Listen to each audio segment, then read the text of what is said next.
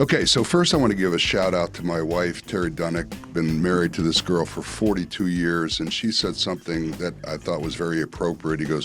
She said, it doesn't happen often, but when you're right, you're right.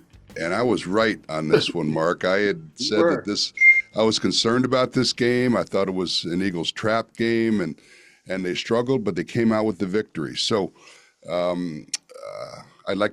my arm's a little sore. I can't pat myself on the back the way I normally like to. But anyway, we are here. Welcome to the Bird Brains with Ken and Mark, my longtime partner.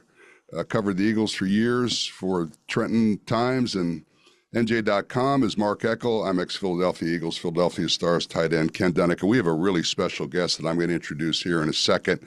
Thrilled to have him on. And you don't even know this, Mark, but the guest that will remain nameless until I bring him on the screen is responsible for me being married for 42. Oh, you did know the story. Okay. Yes, I've heard. And 4 daughters and about $4 million later. I'm still waiting on the check, but I'm sure he's good. Anyway, let's talk about. Can I point something else out, Ken? Well, we'll save it. I haven't introduced you yet. I want to build up to the enthusiasm. Okay. So a couple of housekeeping items first. We're recording this at SuiteRecording Studios in Mount Laurel. If you'd want to do a podcast, and everybody seems to be wanting to do one these days, contact Joe Gangemi at SuiteRecording.com.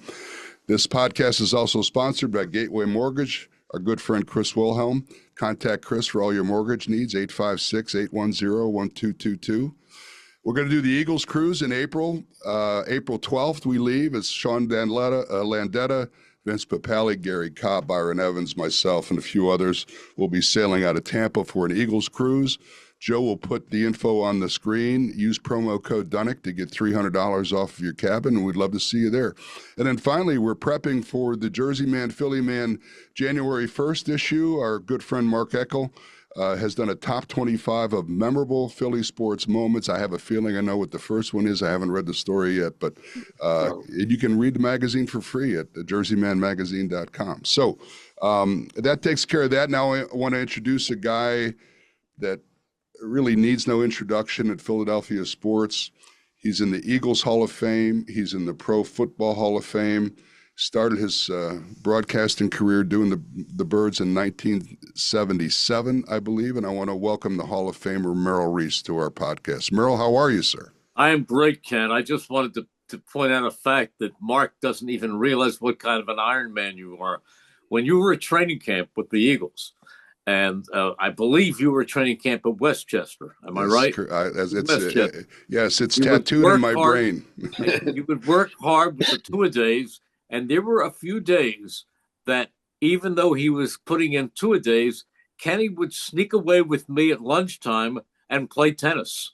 We played a little tennis. We might have even shot a couple hoops back in the band. I know I was shooting hoops with Doug Collins and playing tennis with Merrill Reese. I had it pretty good back then, Mark, didn't I? How did I find the strength? I was doing two-a-days, and I was running offense and defense because Krefli and Spagnuolo were hurt in preseason.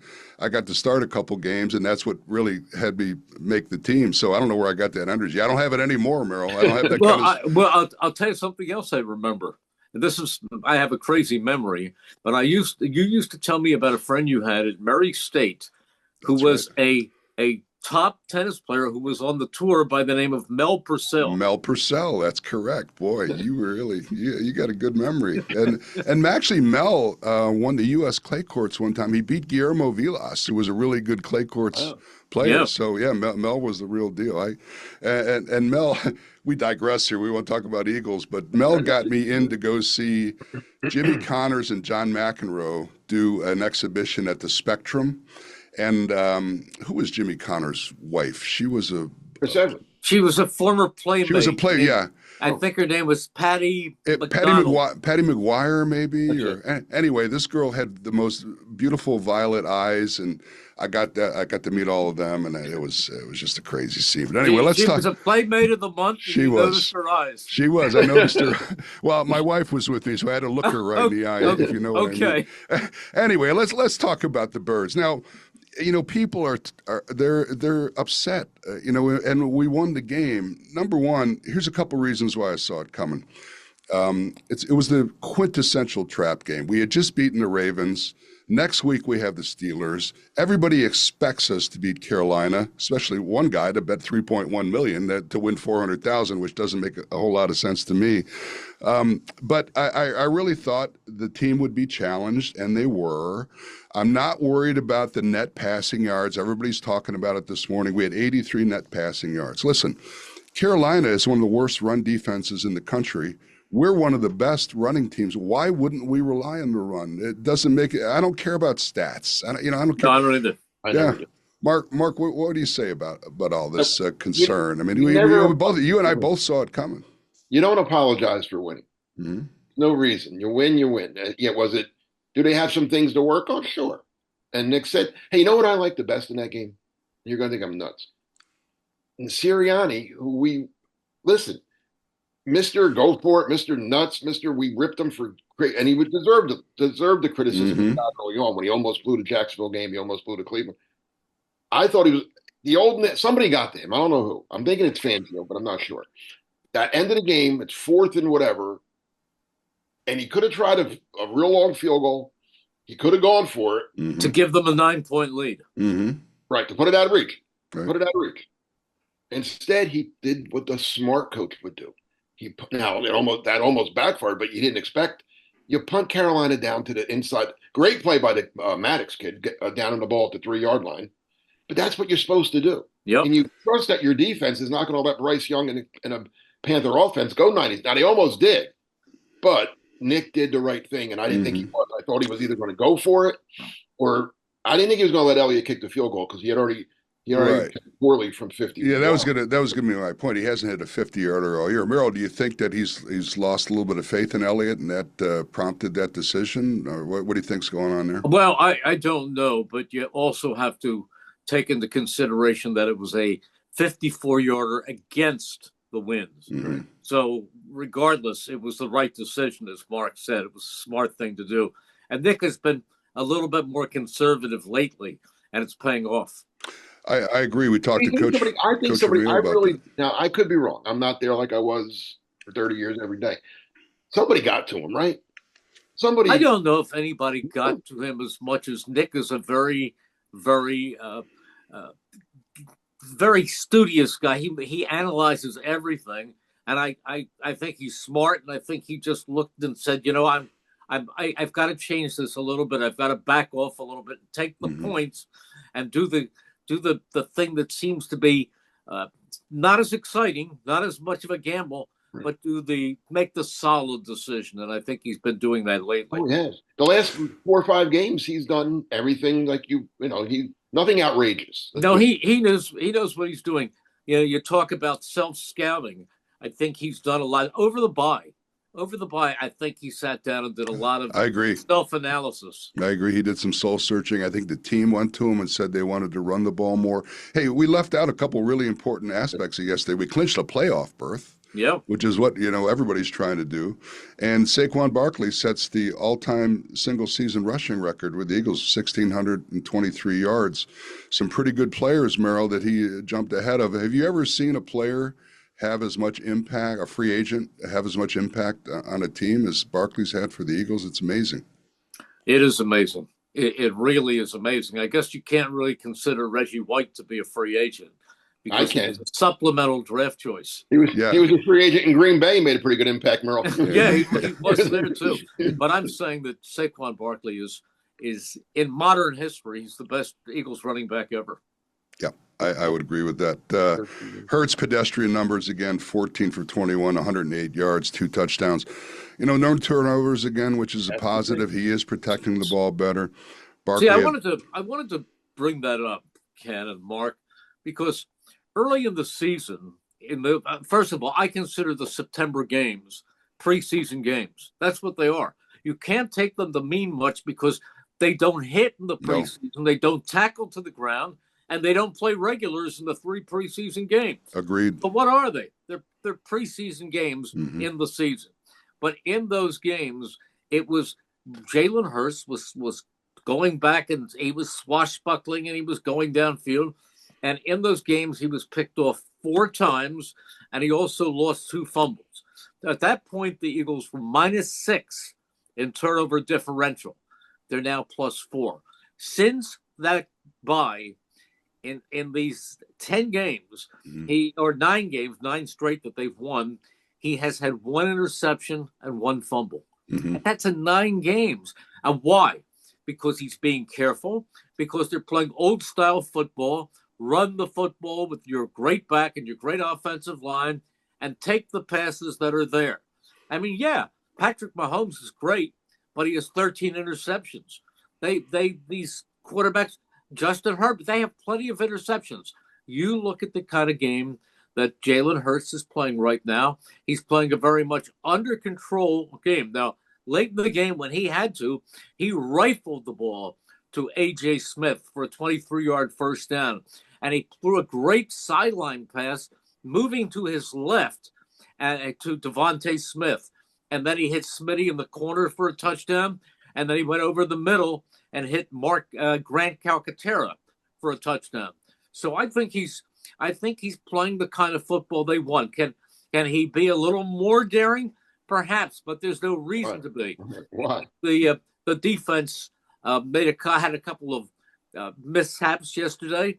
I think even though they've held them to 16 points, you remember, Mark, Jim Johnson used to tell us, if you hold the team to 17 points or less, you should win 95% of your games. So we held them to 16. And the defense. By the way, the guy that everybody was saying was a bust last year, Bryce Young, is becoming a very. He's getting better. No, he's getting better. There's he too much. Played last year. Yeah, they threw him to the wolves last. That was malpractice on Carolina's part. Yeah, and why the guy got fired. I mean, he wasn't ready, and they had Andy Dalton. They should have played Andy Dalton and let him take it. They weren't even tanking for a high draft pick because they didn't have their pick. The Bears did. Sure. Remember Andy brought in Doug Peterson to take a beating until he felt the offensive line and Donovan McNabb were ready to go. He did it again in Kansas City. He had Alex Smith. Mahomes didn't play as a rookie. That was malpractice on Carolina's part last year to put him out there and make him suffer like that. You're right. Yeah, now you see that he gets better every week. I see Carolina all the time because they're he's gotten better every week. He's getting better every week. Merrill, your comment about September being the first live action for a lot of these players. Nick Foles said exactly the same thing when I was talking to him at the Otho Davis Foundation dinner a couple of weeks ago. He said, you can't replicate game speed. If it's mandated you don't do it in practice, there's going to be a learning curve those first 3 or 4 games. That's just human nature. That's the way it is. Let's talk a little bit about Eagles defense, which I'm equally as excited about. Nakobe Dean, such an athletic kid, 12 tackles yesterday. He's getting better day by day. Zach Bond. You don't like him wearing 17, Ken. I do not. I have a problem with the Eagles not retiring that number. But Zach Bond with 11 tackles and a sack yesterday. Incredible athleticism all over the field. Slay and Gardner Johnson, who, by the way, had the hit of the game. You talk about a trend-setting hit when he separates the ball from Leggett, and then he has a pick later in the game. He played well. A pick turned the game around. What do you think about Nick Fangio's defense, Merrill? And are you in agreement that these kids in the background, Mitchell and DeGene, have made a great difference, and then these athletic linebackers have given Vic a lot of different calls he can make these days? I was playing golf this summer with Vic. At Marion, by the way, I'm sure, right? Yes. Yes, Merrill's a member of Marion, by the way. He's got a lot of great things on his resume. That's one of the best ones, though, being a member at Marion. Go ahead, Merrill. A wonderful, wonderful place and wonderful people. But I had Vic out as a guest, and we were playing, and I said, just watching the things he was doing during training camp, and I said, Vic, you are doing a great job. And he turned to me and he said, Merrill, tell me that in November. So we were at the hotel in Baltimore, and I said, Vic, it's November. You're doing a great job. He just turned to me and said, he probably didn't tell me hear that in January. Yeah, I know. He's going to deflect. That's how he is. Way. But he's great. Mark, you love him. He's very funny. He said something about, last week he was talking about the more you play, the more you practice. And he said, in deference to Allen Iverson, He said practice really means something. He really loves the Philadelphia teams. He loves the He Phillies. does. Oh, he's a big I Philly was always fan, making Philly Phillies. sports I fan. think Oh my goodness! all the Yeah, time. he's from the area, and a lot of people know we've talked about it. He got his career start with the Philadelphia Stars in Oh, did you know him 1984. then? I knew him very well. Yeah, he was actually an unpaid assistant in '84.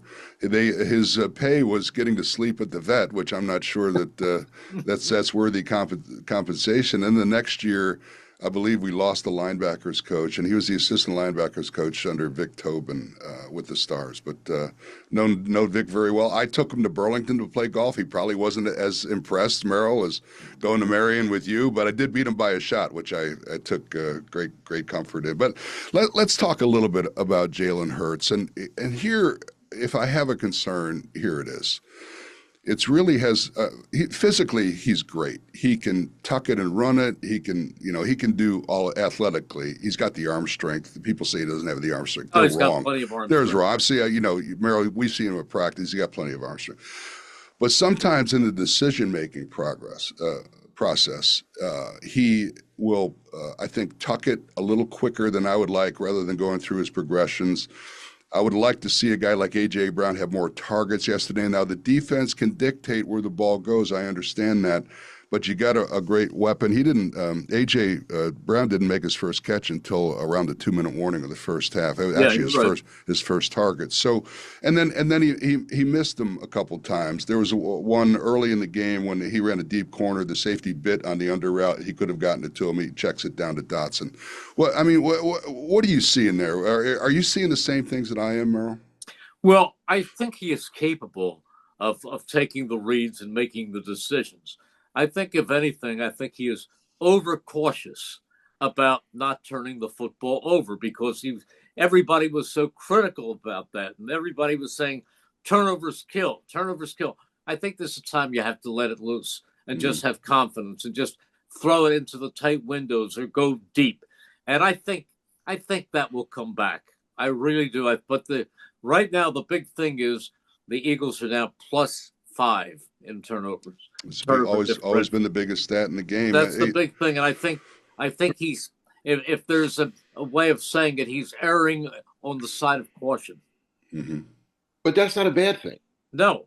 They're playing a more, Mark, just as you said, with the field goal decisions and just with the heavy emphasis on the running game, they are playing old school conservative football, and they've now won 9 straight. They're winning. They're winning, and they're doing it their way. When you have a back like Barkley, why not? I don't need my quarterback to throw for 300 yards. I'm going to run for 150 or whatever. But Mark, you have a back like Barkley running behind a great offensive line. Exactly. And you have a defense that's playing pretty well too. So very well. There's no reason to get. I say this about the Lions all the time, and Dan Campbell, who's a lot the same way. He does crazy things. That was fine. He took the Lions from a team that was the laughing stock of the league, and he had to do things. He had to go for it on 4th down. He had to fake punts. He had to fake do great. The only way to compete against better teams. Mm-hmm. Now you're the better team. If you're the better team, you don't have to get fancy. You don't have to do trick plays. You don't have to go for it on 4th. Right. Just let your better players beat the lesser players. And that's what the Eagles did yesterday. The better players found a way to win the game. I think Campbell's nature is going to cost him in the end. I think he's going to go for it one too many times in a big spot. Last year against they should have been in the Super Bowl last year. And I think it's going to be a key thing if we can somehow get that number 1 seed and play Detroit here. I think that's going to be a big deal, don't you, Merrill? Don't you think it's important that we get them on our turf? I think that's key. I think that's key. It's going to be the fact that you're going to need 2 Detroit losses. Yeah, and the Eagles have got to win out.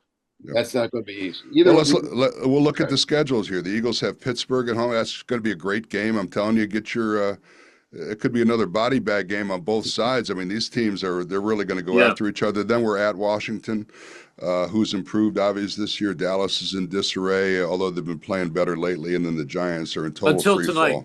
Yeah. Cincinnati will beat them tonight. I believe you're right, Merrill. And then Detroit they have the Bills at home. They're at Chicago. They're at the 49ers and the Vikings. So the Eagles have a much easier road, and hopefully Detroit can stub their toe a couple times, and the Eagles get that. I wouldn't count. Let's be honest, though. I don't think the Lions are going to lose. You don't think they're going to lose another game? Oh, they might lose one, but not Yeah. two. Yeah, I would One, agree with Mark. The Lions have all the tiebreakers. I think the whole thing goes through Detroit.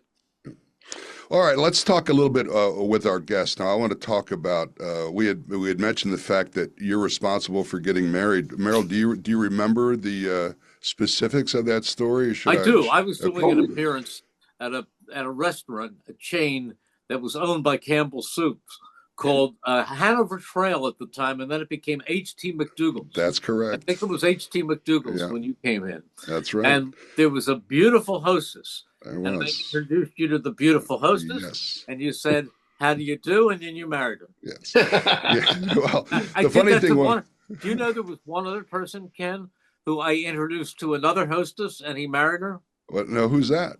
Lem Burnham. No kidding. To Barb? Yes. Oh wow! I did not She was know a this hostess story. also at H.T. McDougal's.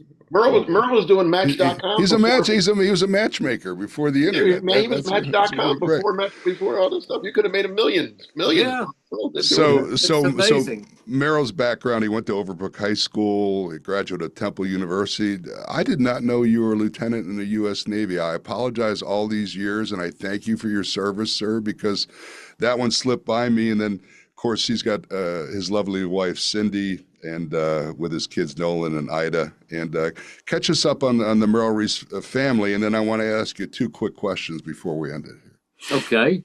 Ida lives about 10 minutes away with her husband, John, and we have a little grandson, Ollie, who's 6, and a little granddaughter, Audrey, who's 3. Wonderful. And Ollie has got, here I am, the bragging grandfather, but he's got great hand-eye coordination, and he can hit a golf ball 100 yards in the air straight every time in the center of the club. Wow. He's also a good little baseball player, so he loves sports.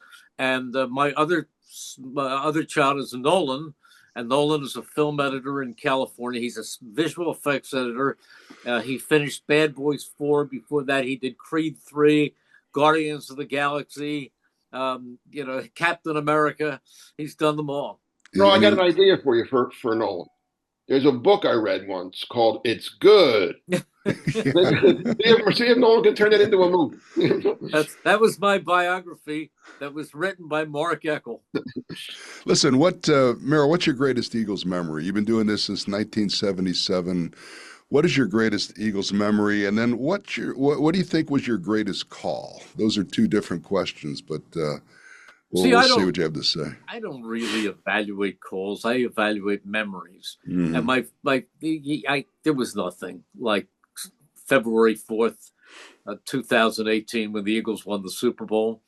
And I remember when they lined up for the final play, the newer the stadium, the worse our vantage point, because they take these new stadiums and they put all the prime viewing areas in for special boxes. But we're in the corner of the end zone, and that play is going to culminate 110 yards away from me. And I'm scared to death. Not that they're going to score, because I didn't think Brady had the arm strength to complete a Hail Mary there. He's not Aaron Rodgers. But I'm worried that I'm going to be known as the announcer who blew the end of the Super Bowl. And I can still remember as Brady, he actually stumbled forward and he let it go. And inexplicably, as that ball went through the air, I don't know how or why, but it turned into NFL films. And I almost saw it in slow motion. I followed it down, and I saw Rodney McLeod back there, and they banged it around. And during the week, Paul Domwich of the Inquirer, the Daily News, had written an article about me, and he said, if they win the Super Bowl, are you going to have something prepared to say? Because those words are going to be there for posterity. And I said, and some announcers do that. And I said, no, I'm just going to let the words flow through my mouth from my heart. As that ball hit the ground, I said, the pass is incomplete. And I looked up at the scoreboard and I said, the game is over. The Philadelphia Eagles are Super Bowl champions. And then I said, and I thought, all these times, Angelo Catoli used to have me on the morning show, and he used to say, I want you to win. I want them to win the Super Bowl for you because all you've been through. And I said, no, not for me. I've had a lot of fun. I've done many, many great games. I said, I want them to win it for the fans because the fans are the ones who take second mortgages to buy season tickets. They're the ones who spend their last dollars to buy their kids Eagles jerseys for Christmas. I want it for the Eagles fans. And then I said, Eagles fans everywhere, this is for you. Let the celebration begin. Listen, Merrill, your sincerity is uncompromised, and that's why people love you and they want you to do this forever. Do you have any idea of how long you can keep doing this, John? Forever. I know that answer. Forever. Well, listen, Right? listen, I've seen your pregame. This guy goes through a pregame routine like the players do. He takes a bath, he meditates, he gets ready for. I mean, he's the real thing. There'll never be another announcer for the Eagles for any sports team in Philadelphia as sincere and popular as Merrill Reese. I can go on a limb. Give the answer, but I love it. Merrill, tell Ken the answer. If you ever read that Merrill Reese retired, it's a lie. That word "retire" is not in my vocabulary. They're gonna carry you. You'll be kicking and screaming. You said. And you know how much I love my golf. I really love my golf. I love being up there broadcasting the game even more. There's nothing I'd rather do in the world. I said in the Hall of Fame speech this summer in Canton, I said, and this was true, before every game when we stand for the national anthem, I say two things to myself. I say, there's no place in the world I'd rather be, and there's nothing in the world I'd rather be doing. And that's and what a great thing to say in life, right? That this is a little bit when I played. I mean, I would pinch myself. I couldn't believe I was there, and the success that I was able to have. It's a blessing. I will never take for granted. But hey, listen, this has been so great. We are out of time. We're going to come back with a recap next week. Hopefully we'll beat the Steelers, and we'll talk about a 12-2 Eagles team and on that trek for the #1 seed. I want to thank everybody for tuning in and listening to the Bird Brains with Ken and Mark, and hopefully we'll have some good news for you next week. So for Mark Eckel and our special guest Merrill Reese, this is Ken Dunek. Thanks for listening to the Bird Brains, everybody, and we'll catch you next week. Take care.